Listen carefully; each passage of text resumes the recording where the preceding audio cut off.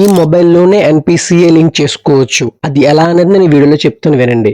First Google chrome అయితే open చేయండి. So ఇందులో ఎన్పిసిఐ అని సెర్చ్ చేయండి. సో ఎన్పిసిఐ అని సెర్చ్ చేసిన తర్వాత ఫస్ట్ వెబ్సైట్ అయితే ఓపెన్ చేయండి. సో ఇందులోకి వెళ్ళిన తర్వాత స్క్రోల్ డౌన్ చేయండి. సో ఇక్కడ కన్జ్యూమర్ అని ఉంది కదా, దాని మీద అయితే క్లిక్ చేయండి. ఇక్కడ భారత్ ఆధార్ సీడింగ్ ఎనేబుల్ అని ఉంది కదా, దాని మీద అయితే క్లిక్ చేయండి. సో క్లిక్ చేసిన తర్వాత మనకి ఇంటర్ఫేస్ అనేది ఇలా వస్తుంది.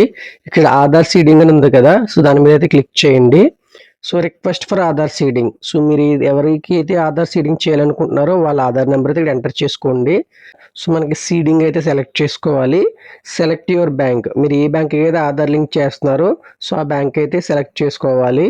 So next fresh seeding. So fresh seeding అయితే క్లిక్ చేయాలి.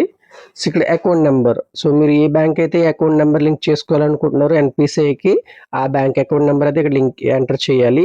సో కన్ఫర్మ్ అకౌంట్ నెంబర్ ఇంకొకసారి ఎంటర్ చేయాలి. సో ఇక్కడ చెక్ బాక్స్ మీద అయితే క్లిక్ చేయండి. సో ఇక్కడ క్యాప్చా ఎంటర్ చేయండి. క్యాప్చా ఎంటర్ చేసిన తర్వాత ఇక్కడ సబ్మిట్ అయితే క్లిక్ చేయాలి. సబ్మిట్ క్లిక్ చేసిన తర్వాత with in 1 minute so me bank అకౌంట్కి ఈజీగా ఎన్పిసిఐ లింక్ ఈ విధంగా చేసుకోవచ్చు.